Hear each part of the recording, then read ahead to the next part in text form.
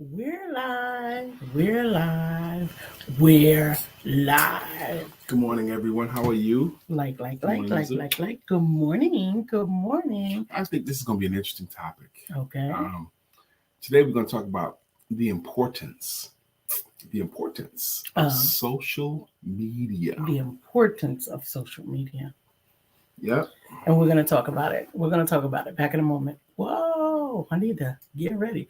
Well, what do you think is important about social media? Just a first little quick thought. I just looked up the definition of the word media, and it says the main means of mass communication. Okay, we're going to talk about that right now. Back in a moment.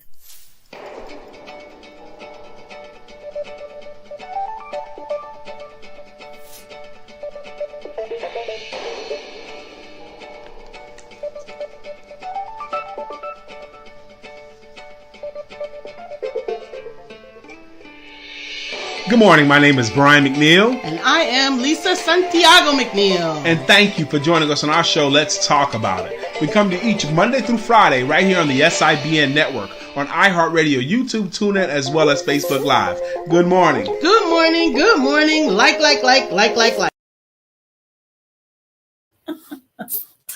Good morning. Today we're talking about the importance of social media. Social media has become sort of a very integral part of our interactive lives. Which is the point. It's very integral. Absolutely.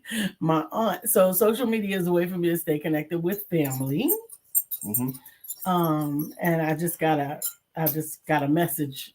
Saw a message from the post of my aunt Erlene's wall, and she is a Cowboys fan. Interesting, she says for that 60 years because her Cowgirls got dog stomped. This was 2 days ago. Yeah, Sunday. Yeah, Sunday. Her team lost 42-10, and even till this morning, I'm a New York Giants fan. Even till this morning, I still got diehard Cowgirl fans talking junk. Yeah, like how can you talk? Your team lost too. Doesn't matter if my team lost. It's a national pastime making fun of Cowgirl fans. Good morning, Shirley, and she is a diehard Cowboy fan in New York. Vicki Linnell Evans. Mm-hmm. Vicki Linnell Evans is a diehard Cowgirl fan, and she cannot let anything I say about Cowgirls go. She got to keep coming back. Even to this morning, she's still coming back with comments. So social media is a way to share your opinion on something. Man, I looked up the word social and I looked up the word media this morning. Okay, so go ahead and put them freaking together. Wow. Good morning, Sister Shirley DeJournette White. How are you? I'm glad that you're here. And if it had not been for social media, we would not have discovered how amazing Sister Shirley DeJournette White is. No, we wouldn't have the relationship that we have with her. It was developed at one chance meeting, but has been cultivated or nurtured, if you will, through social media. Exactly. Oh my gosh, y'all not gonna believe this. Now the word media, I looked up first. I should have looked up social first. But the word media means the main source of mass communication. The main source of mass communication. Okay. Television, radio, broadcasting, and the internet. Mm-hmm. The main way we communicate is social. It's media. It's media. And now the word social, check this out. Because you know what you think it is, But I looked up the dictionary definition. That's two. Number one, and I think they both are pretty good. The first definition is relating to society or its organization. That's social, relating to society. But the second one interests me more. It says social, needing companionship. And therefore best suited to living in communities. Needing companionship and therefore best suited to live in communities. And our communities today are virtual communities. The people that have become that way. They are. The people that come to this show is a virtual community. So social media, the main way we communicate, because we need companionship. I think that companionship is a universal construct. Or I think it's almost as if we find it odd when people don't look for companionship. we find it odd when people don't look for companionship, when they're loners, right? Yeah, even in any way, a loner. Good morning, Tamika. Hey, Trivoli again. She says, great morning back at you. See, even Sister Trivoli and Tamika, you said? Mm-hmm. Tamika Ford. Good morning, Tamika Ford. Mm-hmm. Social media, the importance of social media. There she is. There it is. The importance of social media. Our colors work today, I think. I got on the light with the dark skin. You got on a little bit darker color with the light skin. And the light is working. We don't even have on the ring light right now. I think I should put it on, though. But social media has been a construct that has now developed to create communities that are not physically in the same location. It's been going on now for quite some time. We had MySpace, and then there was something else you said before MySpace. Friendster. I don't remember that. Friendster. The joke was, we're going to always be friends, but right now we're going to always be Friendster, but right now I need my space. And MySpace actually really put everybody together, MySpace. And then Facebook came along and MySpace went away. It didn't go away willingly either. It stuck around long past its serviceability. I have a friend that I made on MySpace that I carried on into Facebook and that I carried on into Instagram. His name is Scorpio. But once I lost my Instagram, my Facebook contacts, I never reconnected with him. Oh, I met him and his podcast I met him on MySpace. I followed him on YouTube. I think I still have him on YouTube. And then we connected again on Facebook and got more intimate with his family and things that are going on and all of that stuff, because he started talking about his mom who has gone on home to source. But they were a lovely family. He was a great guy. And his podcast was really great. He went on to meet Beyonce, to meet Tamar Braxton, and he did a lot of stuff. But that was a social meeting. We never met him. Talked to him direct communication on social media, and followed him along. I think when he turned 30, I celebrated for him and everything. He was a younger guy and really shared a lot of his ups and downs on social media, which also created, I think, more of what seemed like a real relationship, because he was really transparent with some of the things he was going through. Yeah, it's definitely. Good morning, Dr. Deborah Dunstan. Good morning, Sister Tamika Ford and Trivoli. Again, good morning to all of you guys. Hey, Dr. Deborah. Well, today's topic, I think, is interesting. I got a crook. Good. The importance of social media, the importance of it. I looked at the word social, and I looked at the word media. Mm-hmm. Social is the need for companionship. Mm-hmm. Social is the reason why we in communities, and media is the main source of mass communications. So this is what we're doing on social media. All of them: Facebook, Instagram, LinkedIn, Lineable, all of them count as social media. I used to be a much more social person,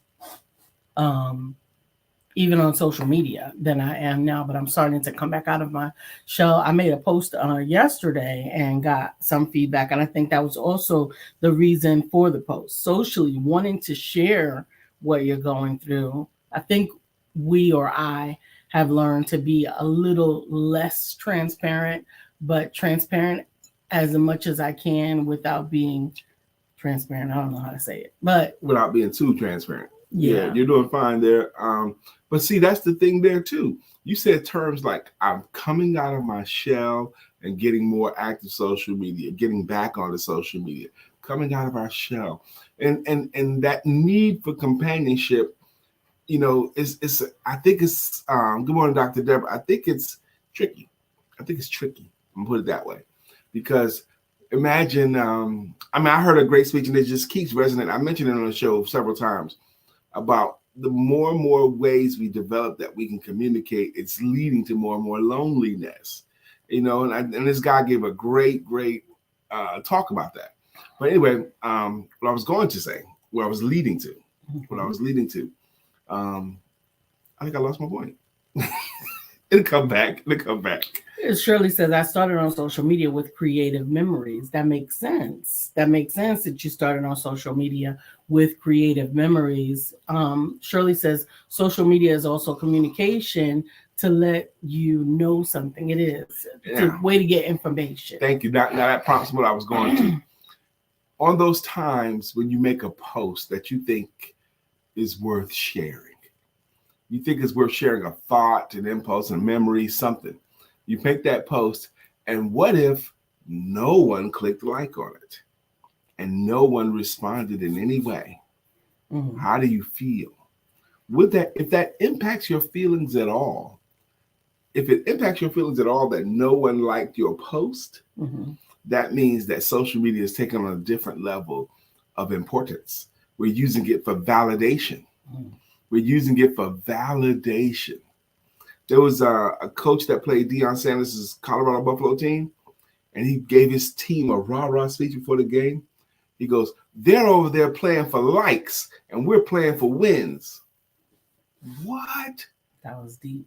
Yeah, because Deion is like a social media darling, and his son and his team are. But I don't think that they're playing for likes. His team, he was trying to motivate his team against them. Yeah, I understand that.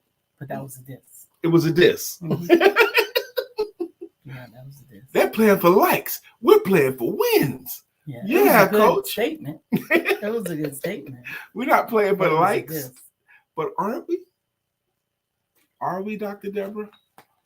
Does it impact? Do we need social media validation today? I think some of us do. I think some of us definitely do. I think that I have separated myself from even following a lot of stuff on social media. So Shirley says, I get a lot of not likes. You keep on moving. What's a not like? What's a not like? Is that a hate? I think they had that at one time, not like on Facebook, and they took that off. They took it off because it was like hate mongering. Yeah. I think they need a not like button again, actually. No. Because you don't have to say nothing if you don't like it. Not like. There used to be a not like button. I seem to remember. Yes, there was. Mm-hmm. Or a thumbs down, I think. Thumbs down. There was a thumbs down button on their post. But it's not a nice thing. Yes, but since we don't have that button to click, now they have to describe how much your post sucks. The worst people about posting and insulting each other happens in the team sports groups. The groups I'm in, even the New York Giants groups, even though everyone there is a Giants fan, if you say anything about a player they don't like, you get excoriated. They say all kinds of, you don't know, and you suck, and you suck, and you suck. Mm. Not like is where they do not like your post. We understand that, yes. Yes, but is there a not like button anymore? It used to be, I think so, or a thumbs down. It used to be. It's not anymore.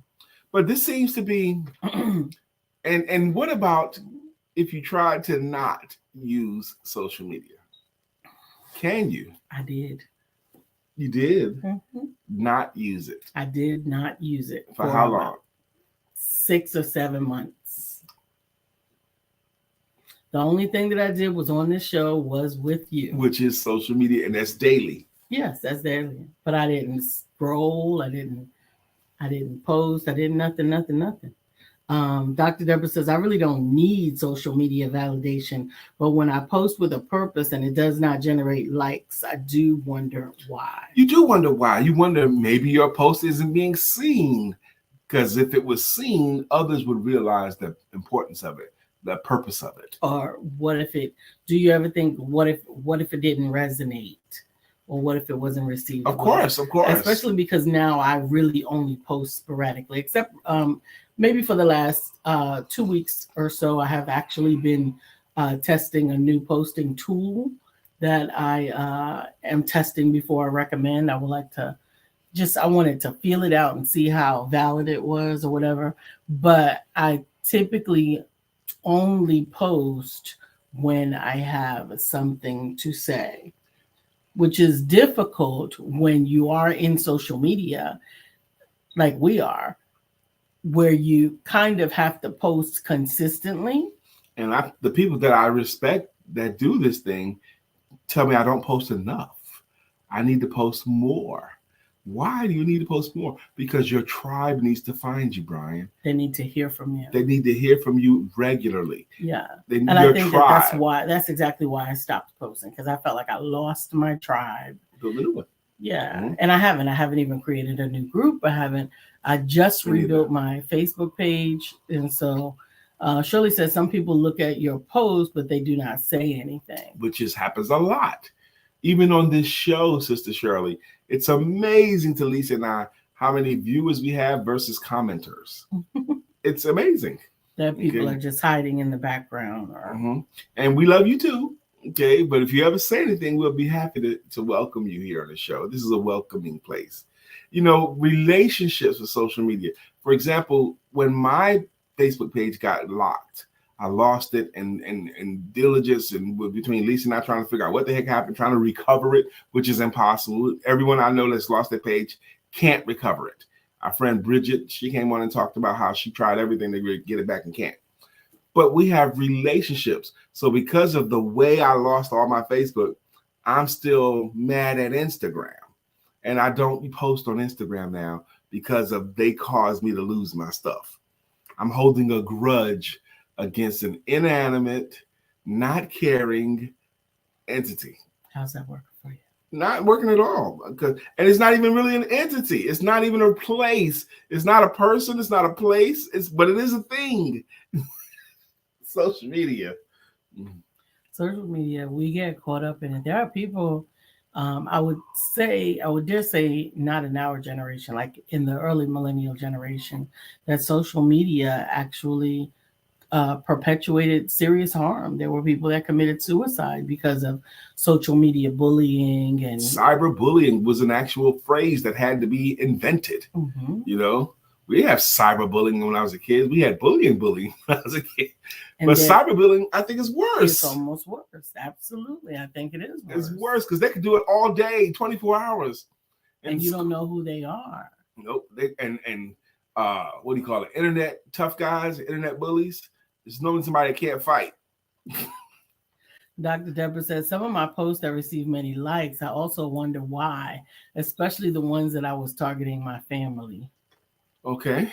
I don't know. Because we want to be in community with you, Dr. Deborah. Yeah. They want to be in community with you, Sister Shirley. They want to be in community with Lisa. They want to like anything she put out because they want our community. There's certain people. When I lost my page, and I'm sure you had the same dynamic. When I lost my Facebook page, and it took me some time to rebuild it back, I had people that reconnected with me that had been connected to me before, saying things like, I was wondering where you were, or I missed seeing your posts. They had developed a relationship with me, social media only. Amen. Shirley developed her business on Facebook. I started my business more vehemently on Facebook as well. She said, I've got an ambassador and customers off of Facebook. I did too about 5 years ago. But like I said, I don't do as much Facebook politicking. I don't know. Well, I definitely get clients off of social media. It's the way we do it now. The pandemic accelerated some or changed, I think, because pre-pandemic, at least for me, it wasn't as much business as it is during and post-pandemic. Now it's an essential part of my business. Essential. That means if I couldn't get on LinkedIn or Facebook, it would really hurt my living. It would hurt my wallet. It'd hurt my wallet, my household income. Absolutely. You know? Absolutely. I have relationships that have been built over social media, business relationships. Now, most of my business relationships are generated through referral and or repeat clients. Definitely for your business. Anything else. I see it. They come through someone that's had a positive experience already. They know what the what is. Yeah. So I have to train because I'll share with you guys as I get more comfortable with it, but I have to train my AI my social media AI to not have the same call to action that it does with other people. Because I don't do call to action necessarily for my work because I personally believe that the relationship has to come first. So if you're attracted to what I do, my way of it or whatever, let's have a conversation. But I'm not looking for work. I'm not looking for clients. I get it. And your work is when you begin a relationship with a client, it's a bigger relationship. Yes, it's a coaching. It is. The coaching has got to be first, and it has to be relative, and it has to be intimate. Yeah. And because you got to get to know them. In her business, she's a publisher and a coach. So I have a new client that is by referral that I'm working on right now. She is very, very busy. And I'm praying that the fact that she is so busy is not going to have a drawback to our going forth in this relationship, because it's so hard to help someone take time. Good morning, Craig. You were looking so handsome in your new cover. I love it, Craig. Craig says, good morning, everyone. Have a great, blessed day on purpose and enjoy it to the fullest. Craig, today's topic is the importance of social media. And social media. Absolutely. But it was the thing is, a lot of times, and a lot of people have come to me with this, and I only have done it twice, and I am very, very selective about ever doing it again, and that is ghostwriting. Okay. So ghostwriting doesn't mean that you tell me, write my story, unless you are a famous person and there's links of content about you on the internet, and I could research for hours, months, and days, and then ghostwrite it.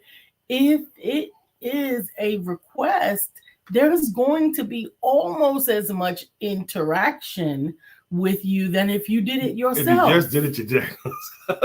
Because there's no way for me to know first of all, what your voice sounds like, right, what's going to be important for you to share, and what's the point? Like, what's the point? What are we trying to get? If I just write it from the point, like buying a house, then anybody can write that book. That's not going to make your book unique.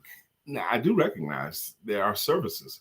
And there are people, their full-time livelihood is ghostwriting. Yes. That's what they do. Absolutely. Okay. But those people are partnering with you for 6 months, a year, 2 years. And they're talking with you at least twice a week. Yeah.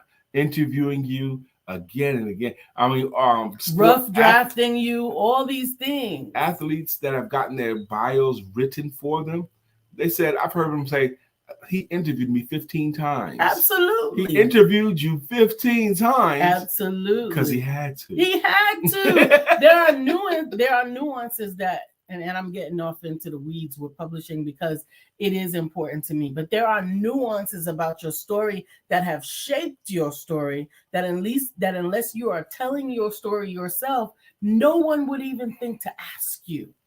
So it only comes about in conversations. Right. Who would ever think? They wouldn't even know to ask those things. No one would but you. No one but you. Right.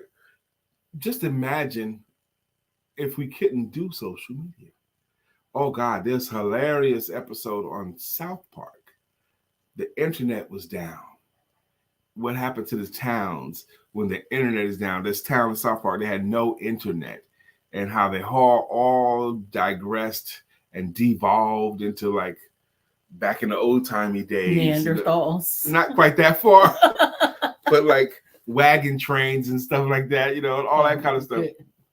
Horse and buggy. And they were trying to go to bigger cities, but they didn't have internet there either. And then like one army base had like a little bit of internet, and people were lined up to use their internet for like 15 minutes or so and all that kind of stuff. It was just crazy. And they finally figured, they were praying. They figured the internet must be mad at us or something to get internet back. Everybody needed it. And then one little kid figured out how to fix the internet for the country.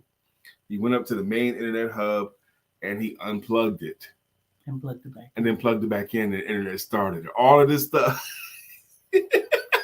That is the worst, best suggestion that you will ever get from the help desk. Unplug it. Start over. Turn it off, turn it back on. Yeah. Be like, bruh. That's the go-to move.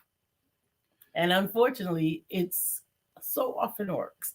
It so often works because if we don't know what to do, turn it off and restart it again because the computer will fix itself. That's right. Shirley says, can you imagine life without the internet? Yeah, think about that for just a few moments. What do we do? Everything. You know what? I mean, we watch television on the internet. We watch yes, videos, but if we didn't have it, like today, just today, if this show ended and all of our internet in this house was gone, not even on our phones, no phone, no laptop, no internet at all, we couldn't do it for today. All right, Stephanie. Stephanie said we played Mama Mia without the internet. That's right. Those are the games we played back in the 1900s. Back in the 1900s. But if I lost my internet after this show, I would be in a freaking panic because I made plans for the day. Did you ever play This Is a Rock? I don't know what that is. And I vaguely remember Mama Mia. Vaguely. When I hand you this, you say a what, a what, a what, oh, a what. Okay? This is a rock. A what, a rock. A what, a rock. A what? Oh, a rock. This is an earphone. Say a what? A what? An earphone. A what? An earphone. A what? That was a whole game. That does not sound like fun. It was fun. It does not sound like fun. It was fun because you had to also describe what you would give. That's right. That's right, Stephanie. Yikes. Back in the 1900s.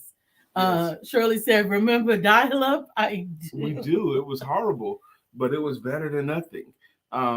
Back in the 1900s, yikes. You're right, because back in 1995 was the last year that the Cowgirls made it to the Super Bowl. That's 28 years ago.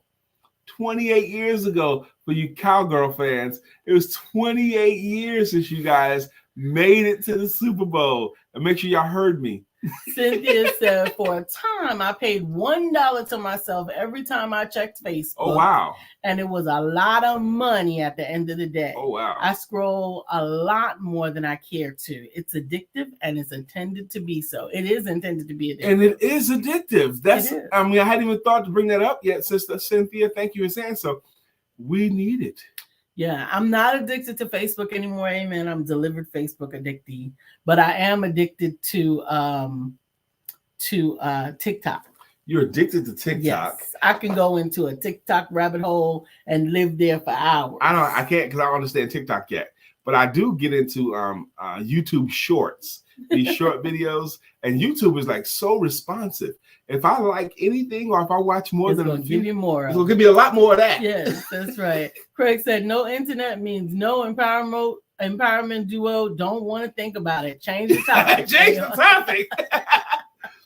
Amen. And my and yours too. Our internet is responsive. All of ours. You could think a thought. I could have a conversation with Lisa, and we'll see posts about it. Okay. Dr. Deborah says, when my internet went out, I got confused for a minute about what to do. Then I picked up an actual physical book and read. And that's great for half an hour or an hour, or maybe even as long as an afternoon. But then you want to check your Facebook. Yeah, I think you're a lot more addicted to Facebook. I think I'm willing to admit it a lot more than some people. You are addicted to Facebook. I think Facebook and Facebook Messenger. When he wakes up in the morning, that's the first thing that he does. When I wake up in the morning, love. And then he expects everyone else to have. Everyone else is me. I'm everyone else. In case you didn't know. Okay. To have seen the same thing and have already been caught true. Up. That's yeah, because I don't touch my phone for the first 30 minutes or sometimes even an hour after getting up. Yeah, but you have to touch your phone before that because we need to communicate some ways. We sit in the same room. That's what I've been trying to tell you. Dr. Beverly says. Good morning, my beautiful, awesome family. I was with you yesterday. However, my phone or you were frozen the whole time. How are you doing today? How are we doing today? Are we frozen? Well, Dr. Beverly, you're right, because when I got off the show, it popped up on my feed that you had said, "Oh no, I've been frozen the whole time." I saw it, but I didn't see it until after the show. So there was something loopy going on. But we're glad you're here right now, Dr. Beverly. Good morning to you. Loopy, something loopy. If we didn't have the internet, what would we do today? It's addictive. It must be addictive. You're waking up at dark 30 in the morning to come on the internet and watch us. Well, not just watch. She's talking Interact with us. Yeah, she's interacting with us. And we love you for it, Sister Shirley. Thank you that you're willing to get up. Yeah, I hope it is a positively addictive thing, particularly to be a part of this show. I'm grateful for all of our viewers. I'm always looking for how do we increase our reach, and how do we get more people to see that we're here to take part in what it is that we are sharing. I thought about that a few times, baby, and I'm thinking, I'm okay. It's going to happen organically. Yes, and I do want it to be organic. Our show is going to grow because people that like our show invite other people. Mm-hmm. That's how it's going to grow organically. And that ensures that we only have the kind of people that speak that we like and our people like. I guess to that end, but it's almost, and I don't mean to be to speak out of turn, but it's almost like church, right? You might like your church the way that it is, but we are called to bring people to church, right? Mm-hmm. Now I might like the 5 people or 12 people or whatever that are in my church and want to keep it in that circle because I don't want to deal with the shenanigans that are in that church and the shenanigans in that church. But if I believe that we are truly getting something here that is good for our soul, then I have to also get beyond the selfishness that I might have for wanting to keep it on the hush. Social media, the importance of it. And you mentioned church. I heard a comment. You were in the room too this past weekend. We were visiting some friends, and she said to the group, we were at a table or something. She said, and I was in the room watching church, and then he came in and wanted to start talking while I was busy watching church. Busy watching church. That is a normalized new thing. It's normalized. It is. I was watching my church because that's what she do. She watch her church online. Some people take part in churches in different states. So much easier. If you're from New York and you like your church in New York, but you live in North Carolina now, but you can still catch your church in New York on the internet, on social media. Go back. Yes. Go back. We watch church now, and it's normalized. Yeah, I don't mind attending like Bible study online where it's still interactive, like in a Zoom. But for me, church is an interactive experience, and it really helps me when I am in the same place with the other fellowship. It always does when you press your way to go, but it's just so, easy to not go. Just like not showing up for things is like the easiest thing in the world. Not showing up. Good morning, Brother Mark. Good morning, Brother Mark. The importance, Brother Mark, we're talking about the importance of social media. I remember when Brother Mark took a break from social media, and there was a void. I don't know. It was a void. There felt like a void, like a physical, tangible void. And he's not a super poster. He's not posting all the time. But when he posts, he got something to say. Yeah. But it was a void, but that void got filled with something else. You went more to TikTok. You went more to something. No, it was still, you don't feel, it's not that way. It wasn't a time void. Okay. It was an experience void. Yep. An experience void. That's really what they're talking about when they're talking about your tribe misses your voice. Yeah. Right. They're not just looking for more content to fill the time. They're looking for your content to fill the time. Isn't that something? They're looking for your content. And I believe that to be true.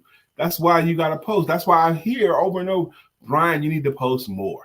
Dr. Deborah says, I love that I can attend church with family and friends in DMV, Wisconsin, North Carolina, while I find a church to attend here in Tennessee. And she's doing that via social media, internet. Absolutely. Shirley says, I remember watching church online when I had knee replacement surgery and wishing I could be there, but thankful that I had it. She had knee replacement. She could have still made it with knee replacement, but it would have been an exhaustive effort. Mm-hmm. And it was just so much more convenient. That's the word. It's convenient to be able to pull up and watch your favorite preacher or church experience. It's convenient. Yeah, for the last few days in the mornings, I have been listening to Stephen Furtick. I have never, and his church is here in North Carolina, I have never been to an elevation, and I have never been to an elevation. I'm surprised. Why? I have. You've done a lot of things I didn't do. That's true. But I've never been to an elevation. I've never been to an elevation service. And I actually had a misconception, I think, about elevation because of some of the interactions that I had with elevationers, or I don't know what they're called. Yeah, people from elevation. They're so elevated. But let's call it that. But yes, Les.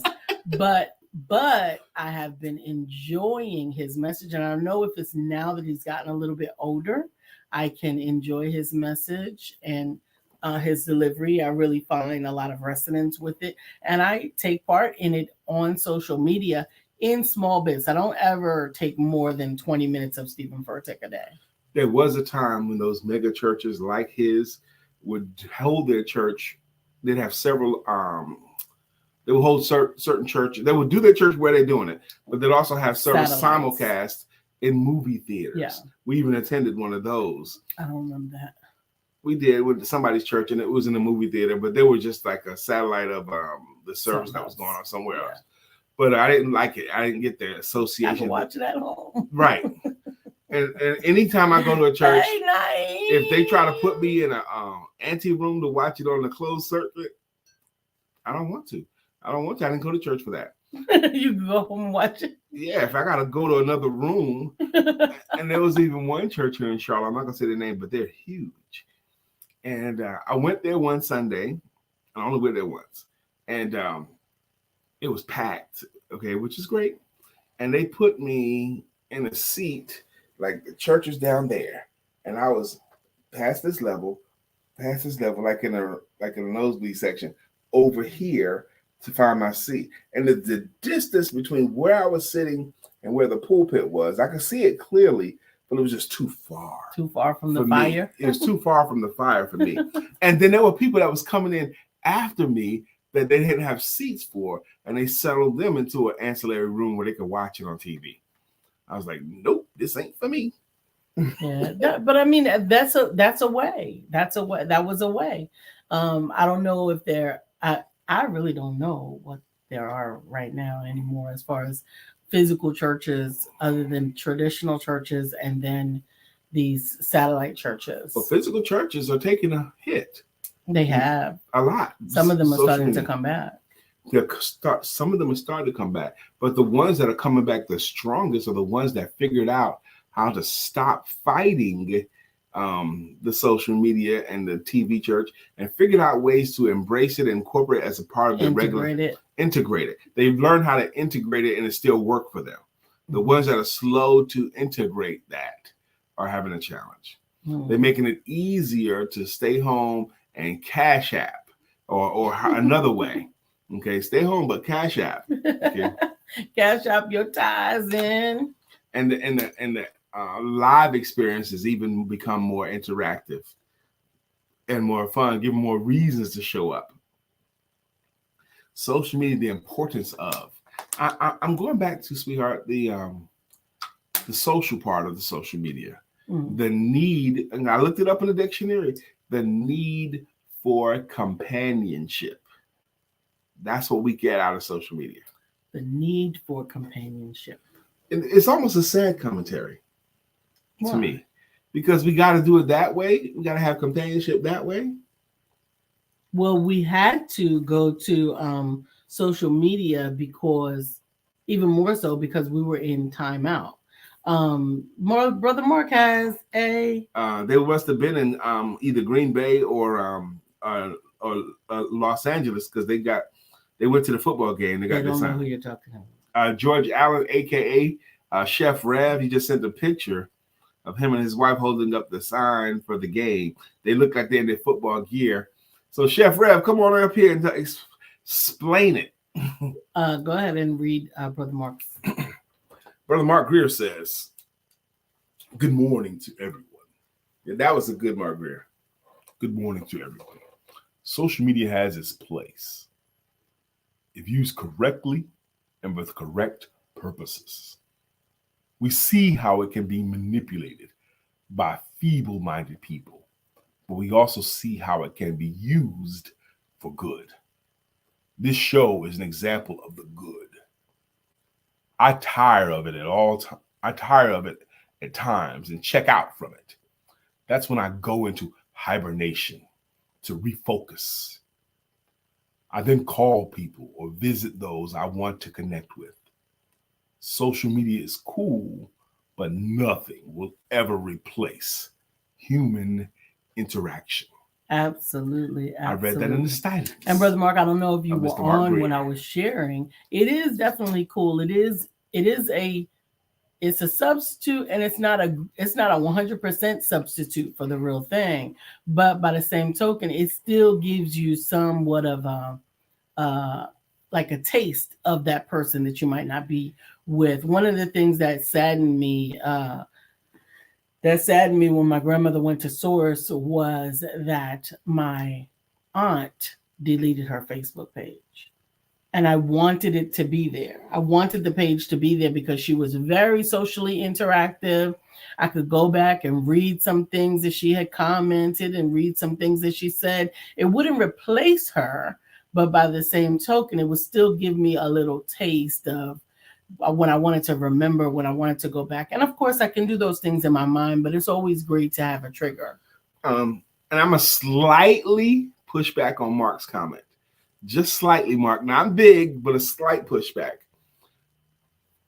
Because it's so integrated into us now, social media, when I run across a person that doesn't have an active Facebook page or an active LinkedIn page, it's harder for me to even work with them, or harder for me to even consider working with them. If I can't check them out somewhere, I'm less interested. I need to see how they are. Social media snob. Well, I use social media to investigate. I use it.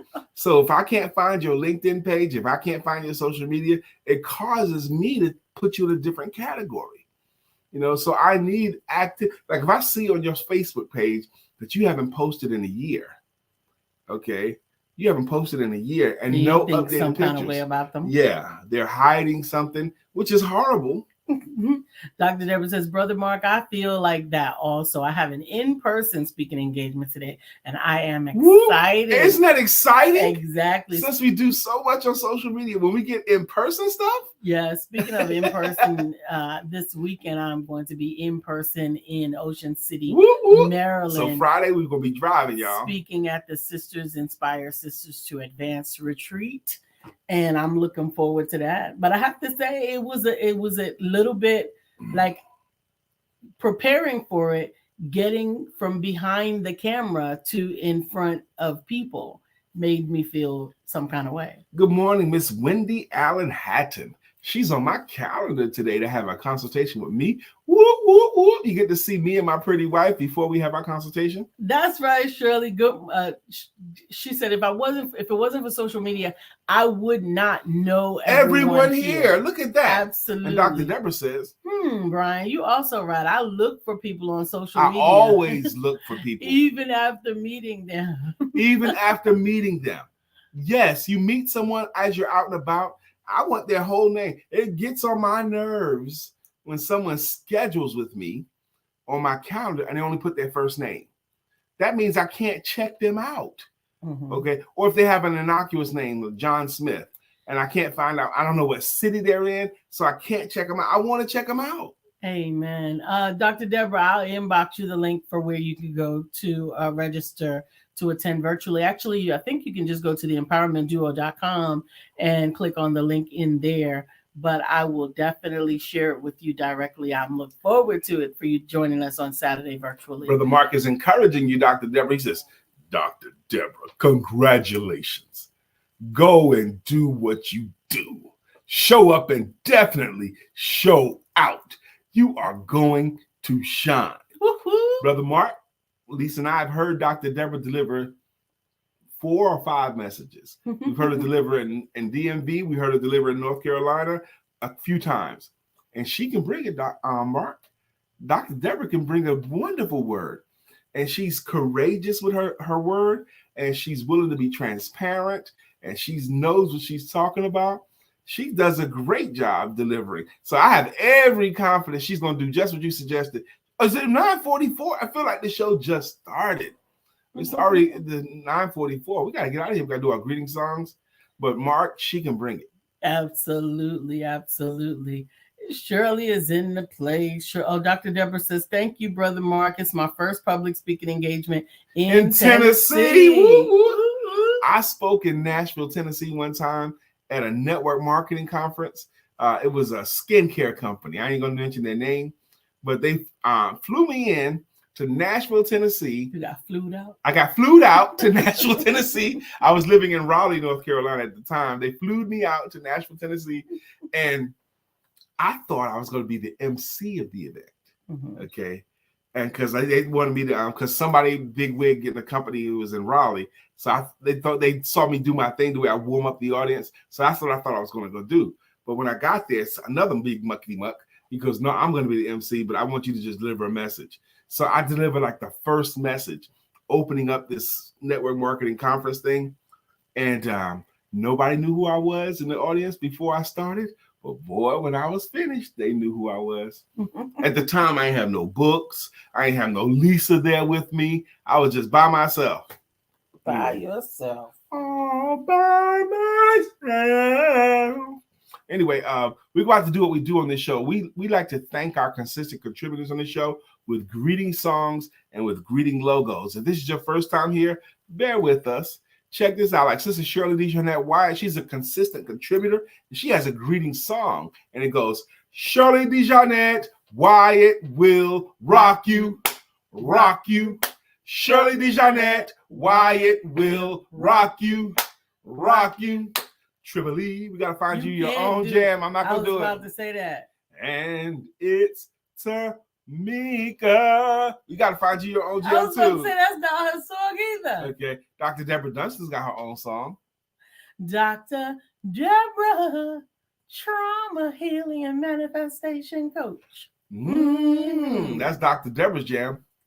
Absolutely, absolutely. I thought I saw Craig Saab has a jam too, and it goes and a logo. It goes up. Craig Saab. 1,000 degrees. You'll be on your knees and you'll be burning, begging, please, brother Freeze. Craig, let me borrow your VCR so I can dub a tape. Man, borrow your VCR. I was making my coffee and I looked in it. I saw a CD that a friend of ours gave of one of his talks, and nobody in my home has anything to play a CD on. I have a CD player. You keep saying that. Well, it's a DVD. You got a DVD player too? No. It's a DVD. We don't have nothing to play DVDs on here. No. And it probably was an amazing word too. Stephanie Morris has a song. But maybe you could get with Shirley and send it away and have it converted to stream. I could. Stephanie. Life has new meaning to me. There is beauty up above. And things that never take notice of. You wake up and Stephanie, you're in love. Ooh, ooh, ooh. Cynthia B. Moore, it is coming. It's going to come to you or it's going to come to us, but you deserve a song. And I've learned, Cynthia, not to force it. It's going to come, Cynthia. Don't push it. Don't force it. Let it happen naturally. Okay, that's right. How many of y'all remember the 70s? Mark Greer has a jam too. Mark Greer jam goes like this. So wide you can't get around it. So low you can't get under it. So high you can't get over it. Mark Greer is under a groove. He's getting down just for the funk of it. Mark Greer is under a groove. Nothing can stop us now. Dr. Beverly has a logo. Dr. Beverly's logo goes like this. Dr. Beverly is on the show. Good morning, Dr. Beverly. Amen. Amen. Dr. Beverly. George Allen, he says, good morning from Vegas. That's where he's in. He's in Las Vegas, and him and his wife, Belle, they did date night big time this time. They went to Vegas and actually went to a football game, and his team won. Yay! Shirley said, I can convert that DVD. Of course you can. What is Chef Rev's song? Chef Rev has it. Why must I eat like that? Why not hire Chef Rev? It was the good food in me. Not. That's right. Chef Rev. His name is George Allen, but he goes by Chef Rev because he has an amazing catering business as well. Hey, man, we're glad that his brother got a trucking business. He's got a catering business. He's got his beautiful wife. They do regular date night, and they go to Las Vegas. And while in Vegas, they catch a football game. Why not? Why not? We appreciate you joining us some more today. We look forward to tomorrow with Wisdom Wednesday. Hopefully, hopefully we will receive a word from Brother Mark. I think he might have already sent it, but I don't remember. Well, if he did, on Wednesdays, like Lisa said, we've been doing this thing for a few months now. At 9:15 on Wednesdays, Brother Mark Greer, up to 5 minutes, whatever's on his heart, and it has been a banger, man. Yeah, it's been awesome. So maybe we'll get another submission. I think you already sent it. I'm always at a challenge because I don't want to watch it before we watch it together. So I kind of put it out of my mind that I even have it, because otherwise I'm going to. You might be tempted. Watch it. Are you going to have a great day today? Are you going to have a great day today? Have a great day on purpose. Are you going to help anybody today? To the fullest, like Brother Craig always says. Yep. I'm looking forward to my day today. I have a very busy day. That gives me 30 minutes between now and my first client today to get breakfast.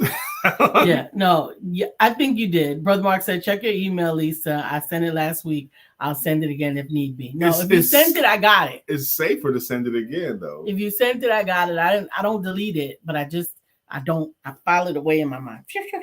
So that I don't sneak and watch it before everybody else. All right, y'all. It's time for us to giddy up out of here. We appreciate you. Look forward to seeing you tomorrow, and don't forget to have sex.